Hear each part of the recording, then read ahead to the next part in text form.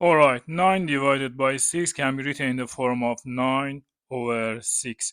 3 divided by 6 can be written in the form of 3 over 6. So this fraction can be written in the form of 9 over 6 divided by this 3 over 3 over 6 divided by this 9. What should we do next? Now we have division of two fractions because these 3 can be written in the form of 3 over 1 and this 9 can be written in the form of 9 over 1. Division of two fractions. To do this we need to follow KCF.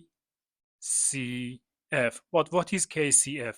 K stands for keep, C stands for change, and lastly, F stands for flip. How can we use this KCF? Keep the first fraction. So I write 9 over 6 here, 9 over 6. Change division to multiplication. And lastly, flip the second fraction. 3 over 1 is going to be 1 over 3 over. Now this one. Again, division of two fractions. Keep the first fraction, 3 over 6. Change division to multiplication, and lastly flip the second fraction. 9 over 1 is gonna be 1 over 9. Now we have multiplication of two fractions on top, multiplication of two fractions bottom. So what should we do?